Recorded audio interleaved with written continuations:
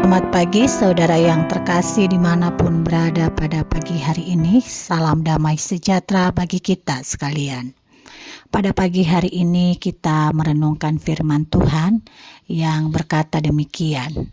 Oleh sebab itu, hai raja-raja, bertindaklah bijaksana, terimalah pengajaran, hai hakim-hakim dunia. Layanilah Tuhan dengan takut dan bersukacitalah dengan gemetar. Terambil dari Mazmur pasal 2 ayat 10 sampai ayatnya yang ke-11. Saudara, banyak orang yang menginginkan kekuasaan karena dengan kekuasaan seseorang memiliki kendali dan merasa lebih mudah mengubah keadaan sesuai dengan keinginannya. Namun saudaraku, kita perlu ingat kekuasaan itu ibarat pedang bermata dua. Bisa dipakai untuk menolong orang, tapi bisa juga dipakai untuk melukai jika kita tidak hati-hati. Intinya, dengan memiliki kekuasaan sebenarnya bukanlah soal seberapa kuat kita mengatur orang lain, melainkan soal bagaimana kita mempertanggungjawabkannya di hadapan Tuhan. Sebab pemimpin yang hebat bukanlah mereka yang paling ditakuti, melainkan mereka yang tetap jujur dan menjaga perilaku meski punya kesempatan untuk berbuat sesuka hati dan sesuai dengan keinginan mereka. Saudara, jika kita melihat pesan dalam Mazmur pasal 2 ayat 10 sampai 11 dapat menjadi pengingat penting bagi siapapun yang punya posisi baik hakim-hakim maupun raja-raja untuk tetap rendah hati dan mau mendengar masukan.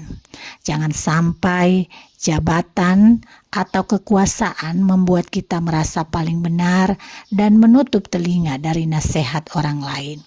Kita diajak untuk menjalankan tugas dengan kegembiraan, namun tetap memiliki rasa hormat dan rasa gentar kepada Tuhan.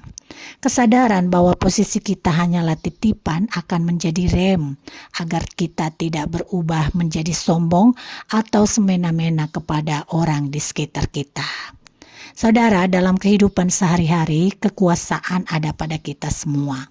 Orang tua punya kuasa mendidik anak, guru punya kuasa dan pengaruh dalam membentuk murid, dan di tempat kerja kita pun memegang kendali dalam batas tertentu.